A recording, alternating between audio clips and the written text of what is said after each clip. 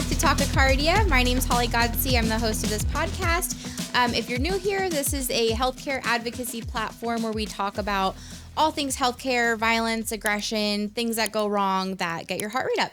And I'm so excited to be here today with two of my good friends that also work in healthcare, obviously, that have a pretty major story to tell. And I think that it's really going to blow your mind. So I will introduce them. We've got Bailey here. If you want to go ahead and introduce yourself. Hi, my name's Bailey. I've been a nurse for about 4 years now. Used to work up on a neuro unit, and now I've been in the ER for a little over 2 years. Amazing. Thanks for being here. And we also have Ammon. Hi, I'm Ammon. I'm a paramedic in the ER. I've been a paramedic for 8 years, and I used to be a fireman in San Diego area before I moved out here. Yes. So this story, just to kind of preliminary, I don't even know the word, to just talk about it beforehand. It obviously has to do with healthcare violence, but you guys are here to share not only the violence end of it, but kind of like what goes through your mind and how you cope with it afterwards. And then for it all kind of to be brought back into light again when you were subpoenaed to go to court, and then kind of went through a traumatic court experience as well when they kind of flipped the narrative and almost tried to get you guys in trouble. And so I just wanted to have you guys on here so we can talk about it, because I'm sure if this has happened to you, it's happened to others.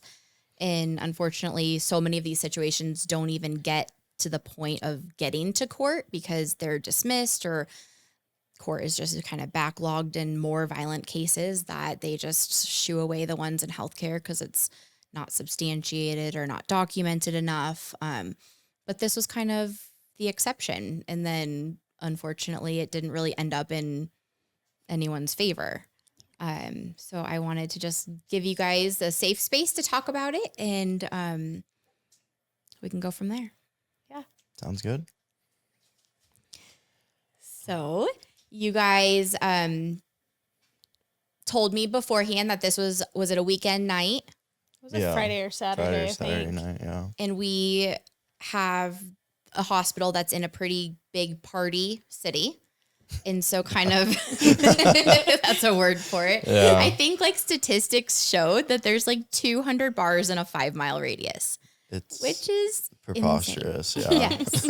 I mean, it's fun when you're going out and doing it yourself, but then having to take care of the patients that are left behind from their choices, it's a little not fun. And I think this incident is definitely one of those. So if you guys want to go into kind of what happened, do you guys remember getting the patch for this patient?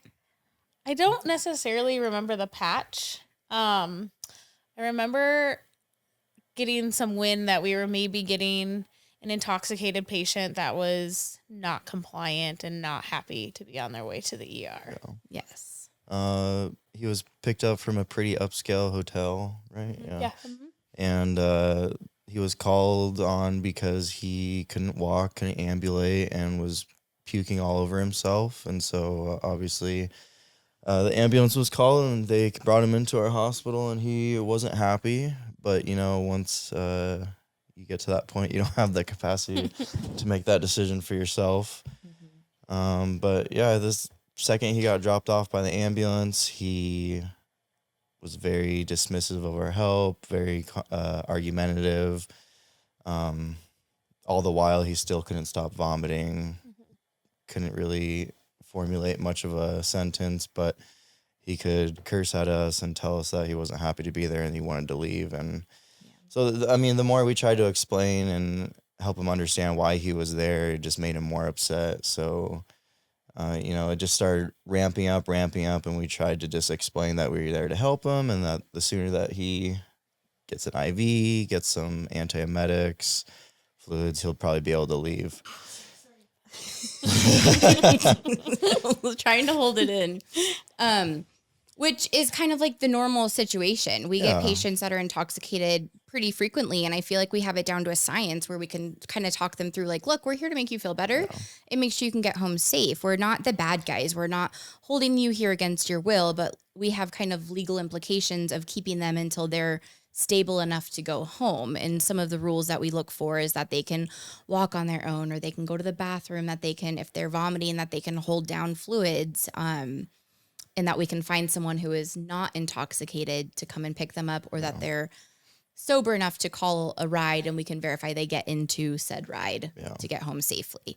And this patient did not meet that criteria. So then we kind of get to this crossroads of, well, now he's starting to escalate, but he's throwing up. He's unstable on his feet, because at one point, I mean, I don't know if we've gotten there in the story, but he didn't meet that criteria. No. And so the ambulance, dropped him off, and he's starting to cuss and starting to raise his voice. And then what happened? Yeah, so I believe it was just the two of us in the room. Yeah. And so Ammon was, kind of doing the duty of like, okay, let's get your shirt off. Like, let's get you cleaned up. Like, man, you're like really covered in vomit. Like, we're here to help you. Like, come on, like, let's just do this, while I'm at the computer, like asking the simple questions of like, hey, we just need you to answer these questions. You answer these questions. The faster you answer them, the faster we leave you alone. Yeah. Or get you out of here. Yeah. Like, we're trying to work with you. Unfortunately, we don't want you here just as much as you don't want to be here at this point. And, so all the while, we're asking questions. He's trying to de-escalate the situation. Patient's continually getting louder and louder with us, more and more aggressive verbally. And it gets to the point of like threats are made.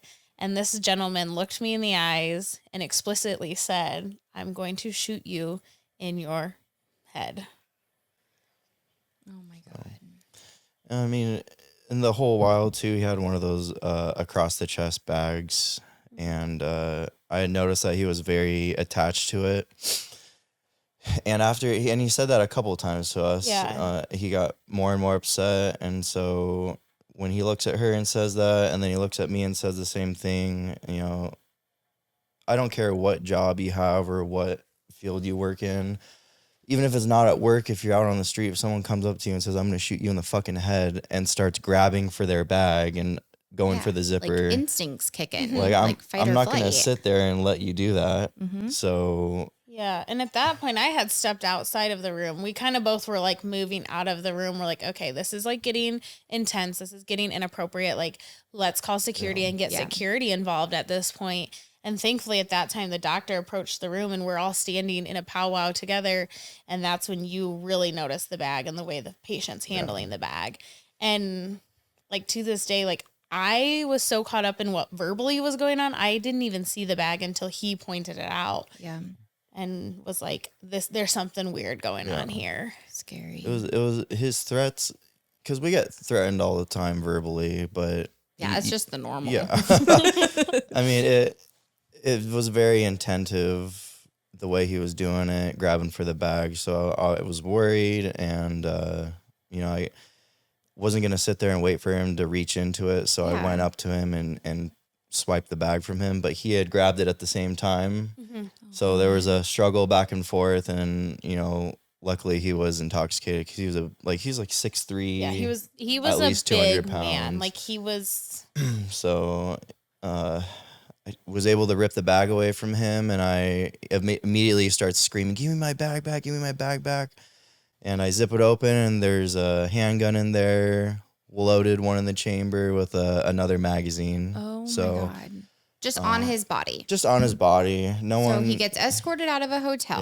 Yeah. Well, first he has that just openly in a hotel. And then he goes all the way through the process of EMS getting him there, which I'm not sure if PD was involved beforehand, but you would think at some point there's a screening or a search that they would have to go to. Yeah. And this guy in his purse fell to the side. They didn't even search him, which is an issue. Yeah, and all the meanwhile, EMS says the whole way in, he's screaming and irate in the back of the ambulance. Yeah. I mean, you would think that they would look through the bag at least once, because you have to get their ID to get their demographics, fill out their chart on the iPad on the ambulance. So, I mean, that didn't get checked. And then at that time, we didn't have any scanning metal detector capability, wands, anything for the ambulance bay or the front doors of the ER either. So virtually no one got screened, and we get people all the time that our transient coming in with 15 suitcases and a cat. I think we had cat like a in sword carrier. come in at one point. Yeah. Security's like, you can't dogs. bring Yeah. that in here. It was a staff. I pulled it out and it had 2 blades on either side. So I You're gonna just be a ninja tonight. Yeah. Not here, buddy. so yeah. I mean, it a lot of things got missed in the whole process, but ended up having a patient easily being able to bring a gun into the ER, which Yeah. is obviously So an that's- issue. One huge problem. Yeah. And it's unfathomable that is even a thing. Like, you have things that you carry guns for. You can have concealed carry. You can do this. But I'm pretty sure some of the rules on that is like, you're not supposed to do that when you're inintoxicated. Oh yeah, that's like And a huge no-no. You don't bring weapons into like public places. Like, that is posted on doors and stuff. Yeah. But this patient wasn't in the right state of mind. And I understand him not wanting to come in, but then to threaten people that you're going to use that weapon against them Yeah. when you guys are innocently just trying to be like, we're on board with getting you out of here, but we've got to like check some boxes first. And it was not breaking through to him. No. So you get threatened, you grab the bag from him, you find the gun Mm-hmm. that he's quoting that he's going to shoot you with. Yeah. And then what happened? So he miraculously was able to stand up at that point and beeline it straight for me. Oh, God. 'Cause, I mean, luckily we had put the bag away, but give me my fucking gun back. Give me my bag. So he knew the gun was in there. He Yeah. knew what he was doing. Which is almost more scary because Yeah. you don't say something like that without the means to do it. And to like look somebody in the eyes and like state it. Like, yeah. there felt like there was intent with the statement, not just like, I'm intoxicated and I'm making a statement because I'm mad that I'm here. Like, Yeah. it was a very intentful comment Oh, for sure. made at us. You were pregnant at the time? I wasn't quite yet, but Okay. we were, talking about a family. So you're also like thinking about these things. You've got a spouse at home. Yeah. Maybe you have kids at home and like your life is flashing before your eyes, yet the adrenaline's rushing and you're just trying to figure out like, how are we going to get out of this situation right now, right here? And then he's now charging staff. We're trying to hit the emergency button on the security. No one's showing up. Oh. Like, it's just like one thing after another. Nothing's going right. Yeah. So then at some point, someone yells, we need to get the police here. Mhm. Yeah, I go out and finally a security officer is just meandering by and gets involved. So the boys are all kind of dealing with the patient. And I'm like, you guys, we need PD now. Like, someone needs to call 911. Like, we need police now. And thankfully, one of our trauma nurses at the time had walked over from the bays and was like, we have PD in the back of the house. And I was like, I need them over here, Yes. like Yeah. now, Send our way. please. So thankfully, they got involved very quickly. But had they not been on scene, who knows what the time frame would have been for Yeah. them to arrive. And I feel like we do have a good relationship with our city's police department because sometimes they're pretty frequently in our building. Yeah. And so I think that we knew some of these officers too. And luckily they are amazing and they kind of jump in and they know the rules and they know very good de-escalation tactics. But they also know when they need to step in from violating rights. And a lot of rights were violated this night with the threats, with bringing a weapon into a hospital and now just acting erratically and unsafe. And then we're all put in the situation and the doctor's put in the situation like, well, what's next? Do we go the point of putting him down, like chemically restraining him? How many people is that going to hurt in the process? Are we going to give him too much medicine because we don't know what they took? Or is that going to lead into them then needing to be intubated and admitted and wasting kind of those resources for someone that just socially is not like cooperative? Right. And fortunately, this doctor made the right choice that night and was like, let's clear him, kind of did a room assessment, a medical kind of clearance thing, and was like, okay, PD, it's in your hands now. Like, we're not going to keep this in our department. There's sick people here. There's children here. You don't need to be threatening my staff like that. And I think that almost made it worse, Yeah. right? Yeah. So then what was going on? So after I took his bag, he all of a sudden turned from like non-coherent almost, non-ambulatory, just super jacked up and running around the ER basically. So PD was able to push him back into the room, and then he started spitting on everyone. So we got a spit sock for him, and he just made it worse and worse and worse, and everyone tried to de-escalate and ask him to just get the care he needed, but he ended up going in the wrap. So if anyone doesn't know what the wrap is, it's it's a device, ties your legs together, basically hog ties you without tying around your ankles and your wrists. You can look it up. It's actually very helpful to get large people that are non-compliant out of any area. But he got put in the wrap and dragged out of the ER by PD. And then on top of everything else, the only thing he has to say after the ambulance people helped him, we tried to help him, and everyone else he came into contact with the ER tried to help him. He just yells, "I'm going to shoot this fucking hospital up on the way out." "I'm going to shoot this place up when I'm out. I'm going to shoot this place up." And so it's just a complete disregard for anyone that had a good intention for that patient on that night. So it's just becoming kind of like a thankless job. Yeah. Where if you don't get threatened, like you almost are like, okay, I did a good job. Yeah. Because it's such a common occurrence. And unfortunately, people have the means to follow through with these threats. And we see it on a very frequent basis where I think this situation, he also ripped out his IV. So on top of trying to tackle him back into the bed and get him to a safe position because he's still unstable on his feet, overall patient safety still, that's our priority, even with him threatening to shoot you guys. Yeah. And he's spitting. He's got blood spilling everywhere. And so now you're at exposure for other person's blood. You don't know if they have anything. I mean, there's testing we can do, but that you just kind of like naturally stay away, but you can't in this situation. So it was body fluid galore with this patient. Vomit, blood, spit. Yeah. Like you may or may not get shot. I don't know. Fine. The glamorous life. Yes, please come be a nurse or a medic. So he leaves. And then, unfortunately, that night we were very busy. Yeah. So now he leaves, situation's done. We've given statements to PD. Now it's go hit the floor and be a nurse again. Yeah. We've got no time to decompress. We have other sick patients. Now everyone in the whole entire ER wants to know what was going on, which is not their place to need to know. But of course you hear this situation going on and now everyone's like, well, what was going on? Is everything okay? That's right. I remember finding a lady hiding in like the hallway. Yeah. And she's like, I heard the word gun and I just ran.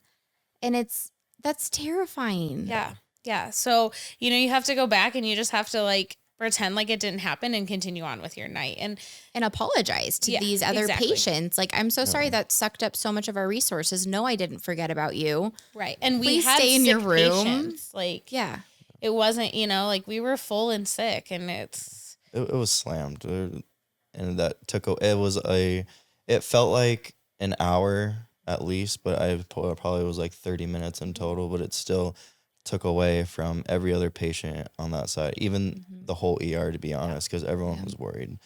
And it's not fair because these people I'd say the majority of people come in when they're having either the worst night of their life or the most rough night they have had in a while. So it's not fair to seek asylum or a place of treatment and have to worry about like something like that. Absolutely It's not fair. It's like school shootings. Yeah. Like you don't go somewhere where you're supposed to trust that you're going to get help and then think that that's something you're going to experience. And I remember as a charge nurse that night, I had to go into almost every other room and like naturally I was like, what would I want? Like I would want to be comforted that this is handled.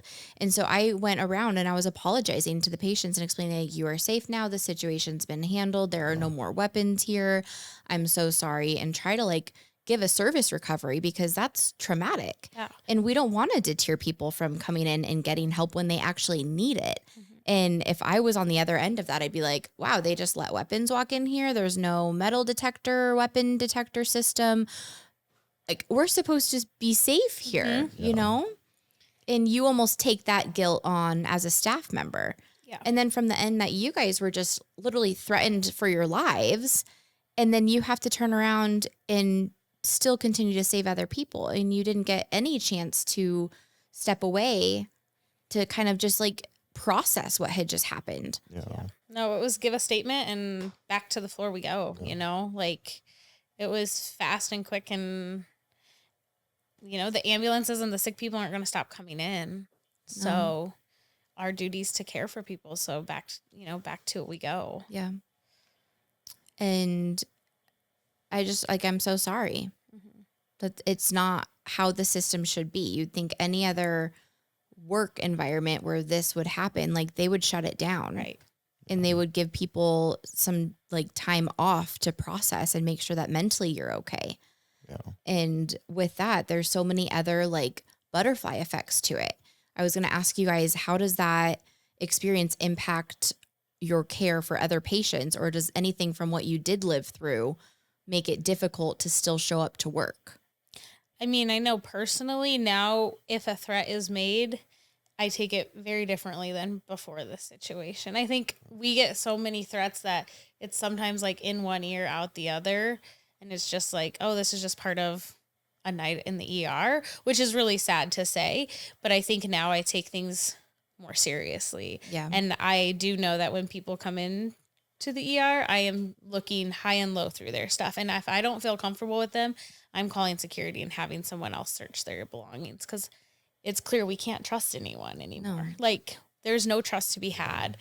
So, Well, it's not even weapons either, too. Like half the time it's people bring in fentanyl and every drug they can get their hand on. How often do we catch someone smoking meth or fentanyl in the bathroom of the ER room? Like, Yeah. so it's smoking cigarettes. I've got a Yeah, patient smoking smoking a cigarettes in cigarette their in the room. That's room. the worst. Yeah. And you're like, you're wearing oxygen. You Yeah. realize Stop. this can explode in your I'm like, face. It smells so strong of cigarette smoke in here.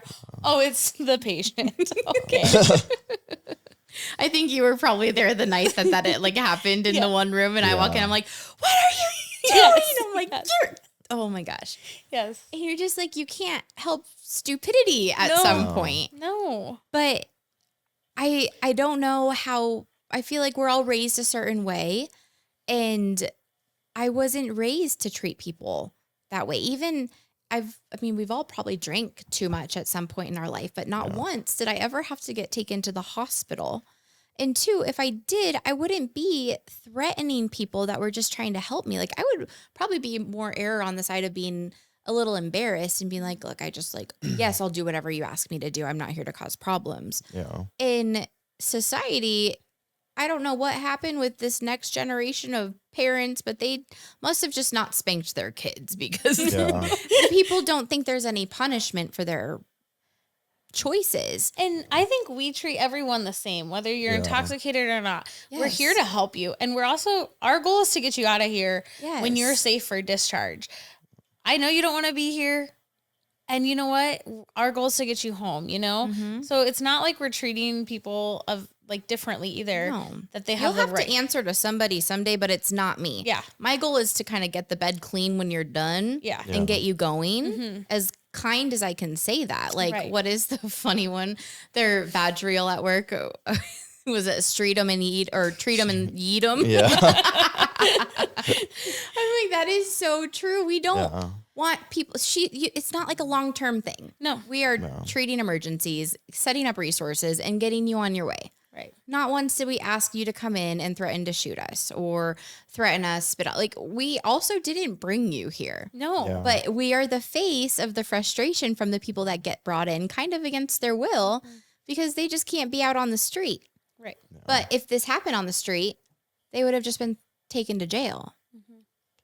And we're kind of like the filter. And I feel like sometimes the system is so bogged down that the mentality is like, oh, the ER can just kind of hold them for a little bit and we'll just long form them and handle it eventually. And it's like,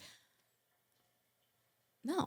It doesn't work. It for every drunk person that takes up a bed, they're there for 4, 5, 6 hours metabolizing to freedom. And then you got 3, 4 people in the lobby that have been waiting for 5 or 6 hours with potential actual emergencies. Non-self-inflicted emergencies. And we can't put them in a bed because we have to babysit the one who was irresponsible. So, So just it's a huge culture and societal like issue. And I don't have a solution for it besides just if there was a different way to hold people responsible. And I don't even know what else to say about that. I mean, I feel like when I was younger and went out drinking with friends, if someone was throwing up and didn't feel great and just straight up drank too much, we'd take them home and take care of them. And now it's someone throws up once and they're pulling up to the ER at 50 miles per hour through the front doors and like just throwing their friend at us and be like, off. Here you go, take care of them. We're going to go back to the bars. We're going back. Or the friends that come, or the people that come in with no friends. Yeah. Where are your friends? Yeah. You know? It's sad. It is sad. You got left by yourself. Or people found sleeping behind dumpsters or things. Where are your friends at? Like, that's also scary that...